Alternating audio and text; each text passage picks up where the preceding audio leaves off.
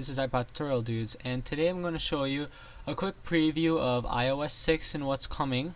So the rumor is that it'll be released around with the iPhone 5 and iPod Touch 5th generation. I'll have another video going over a couple rumors of what they're going to be like. So look up for that. And Apple already has it on here. The address is apple.com/iOS/iOS 6. I'll just go over a couple of it and kind of explain what some of these things are that they're adding. It's definitely not by their biggest update by any means, but it has a couple cool updates.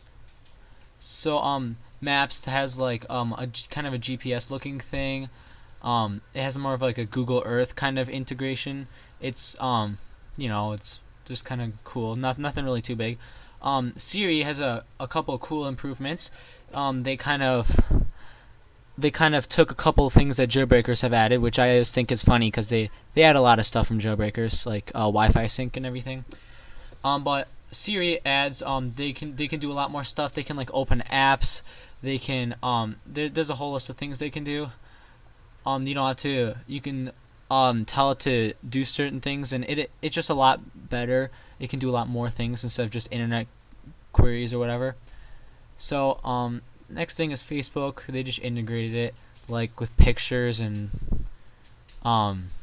internet, and just put Facebook everywhere. That's really all they did. Nothing special there. For photo streams, they let you share if you have a Mountain Lion. That's the Macintosh computer iOS, or not iOS, it's the operating system. If you have that, it'll work out really good. It'll still kind of work for PC, but it kind of works with your iCloud, and you can share them to your friends and family and your own computer, your own devices. You can just share them your photos that you select around. That's what that feature does. And this one I think is pretty cool. This is what I think is the coolest feature they have, is now you can store your gift cards, boarding passes, and coupons, and I think it's kind of cool. They also are integrating something in your iPhone. It's a chip. I'll have it in my video about the iPhone, but it's a chip kind of that lets you scan, kind of like you scan a credit card. It's that kind of chip. So I think that's kind of cool. It shows you your balance. It'll show you how much money you have left. You can even set alerts to, like, it'll tell you if you have an airplane ticket. It'll remind you that you're on this terminal, and it'll remind you like 2 hours before time and all that kind of stuff. It's a really, really nice cool feature. This is probably my favorite thing that they're gonna have in the new iOS. And FaceTime, they're just adding a little more stuff. They'll let you use it over the networks, and the new iPhone 5 and should have 4G LTE capabilities. I'll have that in my other video. And this is just the phone. They have a couple things you can do. You can decline a call, which I think you could do that before. You can reply with message, which automatically brings up your texting app, your SMS app. Remind me later. And then this is just a couple things you can do, a couple texts you can automatically send. And so those are just a couple things they added to the phone. Nothing really that special. But they also have it so you can block all calls except from your boss or your better half. That's kind of cool that you can do that.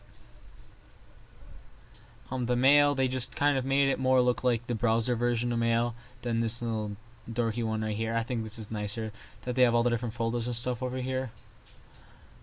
I guess that's mostly for the iPad, and for the iPod Touches and iPhone, it hasn't really changed all that much. Safari, they're integrating it a lot more with all your devices. So if you own an iPhone and an iPad, you can if you're on your iPad and you're browsing this web page, and then you suddenly have to go somewhere.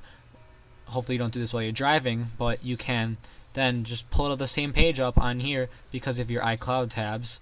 So it's just a couple cool things, and it's just a couple little cloud features mostly added to Safari. Nothing too big. This is a very nice thing for people with hearing, learning, visual, and mobility disabilities.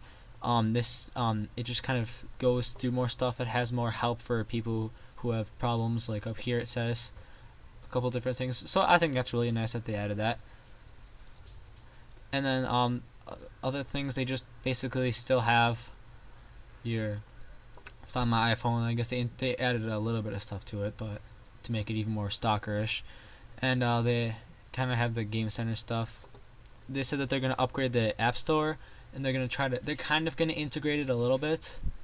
As you can see here, they have all this stuff, music, and then they have apps and stuff. I mean, it'll look a little different, but it shouldn't be that hard to get used to. And with the Chinese, they can do Chinese now because of the World Phone technologies they're adding into the new iPhone 5. So they'll have more support for China. So that's basically the overview of iOS 6. So these are the things it's compatible with. So this is really all what iOS 6 is. I mean, all in all, it's really has just added a few minor tweaks. I personally like the Passbook. It added a bunch of support for Siri, which I think is really nice. But it's not really that huge an update. But it'll be a nice update, and it'll go well. It has a couple of features that they haven't talked about yet, because it'll go more with the iPhone 5 and the 4G LTE capabilities and a couple other things that they're adding onto it. So make sure you check out my video for the iPhone, and I hope you enjoy. Don't forget to rate, subscribe, and comment.